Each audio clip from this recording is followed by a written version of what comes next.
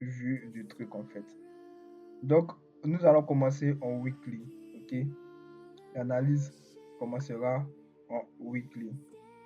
Donc, nous allons chercher un rejet sur un key level. Ça, c'est un key level, ne vous inquiétez pas. Je vais tout vous montrer au cours de cette formation. Donc, nous avons ici un rejet sur un key level. Donc, vous allez noter ça comme ça. KI-H weekly. Donc, rejet sur un key level weekly. Ok. Donc, quand vous mettez KI weekly, ça veut dire quoi? Ça veut dire que nous avons un rejet sur un key level weekly. Ça, vous voyez comment c'est stylé. On va pas tâcher notre graphique, nous n'allons pas remplir notre graphique. Ce que nous allons faire, c'est du concret. Voilà. Nous, notre méthode pour déterminer la tendance haussière, ça sera basé uniquement sur ce genre de trucs-là. Ça ne sera pas comme la théorie de deux où on vous dit une tendance haussière est procédée de quoi? Des BOS et des cassures et de haut de plus en plus haut ou des bas de plus en plus haut. Non. Le malaisien, lui, il vous apprend à repérer des niveaux clés où le marché répond parfaitement. Des niveaux clés où les institutions vont se placer pour aller chercher des day trades. Donc voilà, nous sommes des day traders. Voilà, j'ai oublié de vous préciser. Nous sommes des day traders. Nous ne ferons pas de scalping. Des fois, nous allons faire du swing lorsque le target sera trouvé un peu plus. Ok. Donc, nous allons passer à l'étape suivante. D'abord, en premier lieu, nous allons d'abord rechercher quoi? Une rejection key level weekly. Ça, je vais expliquer, vous avez compris. Même si vous n'avez pas compris, je vais vous expliquer un peu les key levels que nous avons en malaisien. Après avoir noté le rejet sur ce key level-là, je tiens à préciser que c'est la semaine en cours, nous allons identifier tout ça. Ok? Donc, nous allons analyser peut-être le samedi ou le dimanche. Donc, cette semaine-là, nous avons eu un rejet sur un key level malaisien. Ça, je vais vous le noter ici. Nous avons eu un rejet sur un key level malaisien en weekly. Ok? Ça. Nous avons eu un key level malaisien sur le weekly. On a fini d'analyser notre semaine. Maintenant, la semaine qui vient, le lundi, dès le lundi, nous allons commencer à identifier maintenant des potentielles opportunités. Nous allons commencer à identifier des potentielles opportunités en venant en daily. En daily. Voilà. Donc, la semaine s'est clôturée avec quoi? Un rejet sur ce key level là. On vient en daily. En daily, on voit que sur notre key level weekly, nous devons identifier un rejet aussi daily. Mais on voit que le rejet s'est fait où ça? Le rejet daily s'est fait ici. Le rejet daily s'est fait sur la même ligne que le rejet weekly. Sur la même ligne que le rejet weekly. Ok? Donc, pour les rejets, vous avez compris. Hein? Donc, quand on parle de rejet, c'est quoi? C'est-à-dire quoi? C'est-à-dire que la bougie, la bougie est venue ouvrir peut-être ici. On a ouvert ici.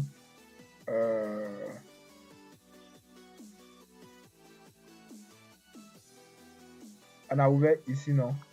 Pour une bougie. On a ouvert peut-être ici. On est descendu. Ce qui a fait que notre corps de bougie, ce qui a fait que notre corps de bougie est venu peut-être jusqu'à ici. Bon, ça, c'est une bougie vendeuse. Hein. Vous avez bien compris. Quand on ouvre ici, on dessine ici, ça, c'est une bougie vendeuse. Voilà. Donc, une bougie vendeuse. On est venu jusqu'à ici et tout d'un coup, le prix monte. Bim, ça se clôture ici. Donc, ici, ouverture. ici, ouverture. Et puis ici, close. Voilà, close. Ce qui va laisser quoi? Ce qui va laisser en malaisien une mèche. Une mèche. Et cette mèche-là, c'est là que nous allons nous dire que ça, c'est un rejet. Un rejet. C'est ce qui s'est passé ici. Donc, la bougie a ouvert ici. C'est descendu jusqu'à ici. Puis c'est remonté. C'est venu se fermer ici. Ce qui nous offre quoi? Un rejet daily. Maintenant, c'est pas tout. Nous allons patienter. On patiente. Et on voit aussi que la bougie qui vient se former le jour prochain vient réagir sur quoi? Sur aussi notre key level weekly. Ah, j'aime trop ces setups là. Ça, ce sont des setups A+. Maintenant, nous allons prendre notre truc carré. On va englober la bougie qu'elle a.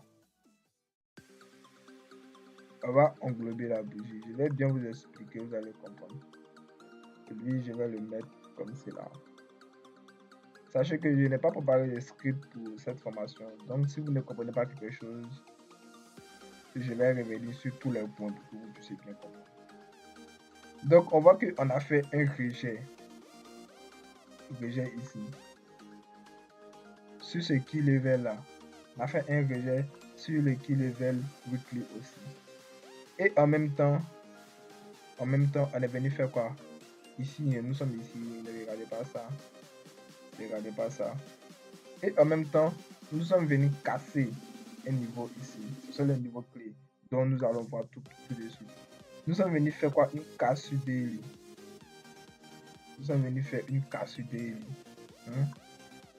On est venu faire une cassure daily. Voilà, j'espère que c'est bien visible. Soyez tranquille les gars, je vais tout vous expliquer. Après maintenant cette cassure, daily de ces niveaux clés là, nous allons passer en 4 heures. Nous allons passer en 4 heures. En 4 heures, je vais vous dire ce que nous allons observer. En 4 heures, après avoir eu la cassure daily, la cassure daily s'est faite ici. Voilà, la cassure daily s'est faite ici. Donc, je vais mettre ici cassure daily. Voilà. La cassure daily s'est faite ici. En 4 heures, vous voyez que la bougie daily qui a ouvert, qui a provoqué la cassure daily là, et ici elle a commencé. C'est elle qui a provoqué cette cassure daily. La même bougie là, elle doit provoquer une cassure H4 aussi sur ce niveau là. Vous voyez comment cette cassure est propre. Cassure 4. Cassure H4. Donc ici nous avons notre cassure H4. Je vais le mettre au middle. Au middle. Voilà. Donc on a notre cassure H4 et notre cassure 2 qui sont en concordance, suivi de quoi? D'un rejet daily. Ça, ce sont des setups A+. Et je vous le jure, c'est ce setup là que je prends pour vous expliquer. C'est un setup A+. Donc, nous avons vu, on va mettre une checklist d'abord. Donc, je vais vous... Nous avons quoi? Nous avons eu ici, on a eu quoi? On a eu ici un rejet sur un key level weekly. C'est un key level weekly. Désolé. Sur un key level weekly. Ça, c'est en 1, rejet sur un key level weekly. En 2, maintenant, nous avons vu quoi? Nous avons vu aussi un rejet suivi d'une cassure daily. Ok. Après ça, maintenant, 3. Nous sommes venus en quoi? En H4 pour observer quoi? Pour observer une cassure sur un, non, une cassure H4, voilà, cassure H4, H4 cassure, voilà. Ça suffit parce que les cassures, c'est pas forcément sur les key level. Ok. Maintenant, en troisième position, nous allons observer quoi de la liquidité. Je vais bien vous expliquer. En quatrième position, liquidité. Liquidité. Ok. Où se trouve notre liquidité? Pour ceux qui ne connaissent pas la liquidité, je vais vous faire un petit schéma très rapide. Ok. Lorsque le prix vient faire, pas ça. Lorsque le prix vient faire notre cassure H4, vous voyez de quoi je parle? Lorsque le prix vient faire notre cassure H4 ici, il va descendre un peu. Vous voyez, non? Il va descendre un peu, puis remonter. Remonter ici. Maintenant, il va descendre. Hein? Il va descendre plus bas et remonter. Donc, nous sommes des snipers. Ok? Nous, sur le marché, nous sommes des snipers. Donc, le mouvement que nous voulons prendre, c'est à partir d'ici. Quand il va descendre ici, stop loss sur le 22 plus bas, elle vient chercher un ratio de 4, soit le dernier propos, ou un ratio de 4. Ceux qui ne comprennent pas le concept de liquidité, quand le marché est venu casser ça, cassure daily, il a fait la cassure H4, non? Cassure H4. Quand il a fait la cassure H4, il est descendu un peu ici. Il est descendu ici. Et ça c'est votre liquidité. Ça, c'est votre liquidité. Ça, c'est votre liquidité. Le marché va venir réagir sur quoi? Sur une englobante daily. Englobante daily est parti à la hausse. C'est ce que je vais vous montrer dans cette formation. C'est magnifique, les gars. Quand vous êtes jeune, vous maîtrisez un domaine. Je vous le jure, même quand vous êtes vieux, vous pourrez toujours faire de l'argent. Vous pourrez toujours faire de l'argent. Donc, on met notre checklist à côté ici. On va nettoyer un peu ce graphique-là. On va nettoyer un peu avant de passer à autre chose. Ok. J'espère que vous avez bien compris le concept que j'ai dessiné là. Voilà. Donc, j'espère que vous ne vous perdez pas. Hein. Notre liquidité que nous avons observée, elle est ici. Parce que le marché a fait un semblant de descendre et est remonté ici. Ça, on observe en 4 heures la liquidité. Le marché a cassé, il a fait un semblant de monter, il est redescendu un peu et il est remonté. Vous voyez, ça fait ça. Ça fait ça. Cassure, non? On est redescendu un peu, puis on est remonté. Il a laissé quoi? Il a laissé quoi? Il a laissé ici de la liquidité. Il a laissé ici de la liquidité. Ok.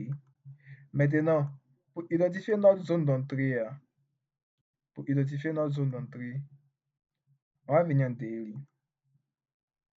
On va venir en daily. Vous avez vu le rejet daily qui a provoqué la cassure en daily. Cette bougie qui a rejeté qui a provoqué la cassure en daily. Vous voyez cette bougie noire? On l'appelle une englobante parce que la bougie est venue englober celui-là. Ça, c'est une setup app. On va venir englober par la mèche du corps jusqu'au bas. Du corps jusqu'au bas. On va descendre en 4 heures. On va descendre en 4 heures. Et vous allez voir que là où j'ai cadré, où j'ai pris l'englobant, c'est là que la mèche a réagi. C'est là que la mèche a réagi. Mais, comment trouver son point d'entrée? Vous allez vous poser la question. Regardez ici, nous avons quoi? Un key level maladien. Un key level maladien. Nous avons un key level maladien. Point d'entrée ici. Si vous voulez être encore plus sniper, vous allez venir en 2 heures. À 2 heures, vous allez voir que le key level là, celui-là, il est ici. Bam. Point d'entrée ici. On met le point d'entrée ici. Stop loss. Juste en bas de cette mèche qui est là, parce que les mèches, là, ce sont eux qui protègent vos stop loss. Bim. TP est R de 4 ou 3. Ça dépend de vous. R de 3 ou 4. Qu'est-ce qui me rassure que ça va venir faire TP?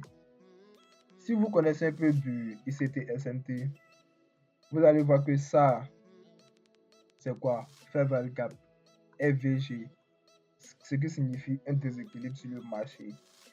Donc le marché doit venir combler ça totalement ou bien au milieu.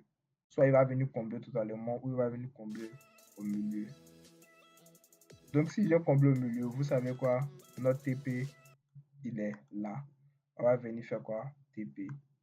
Actuellement, nous sommes en profit. Si j'étais rentré sur ces trades-là, c'est la même métrique que j'allais faire.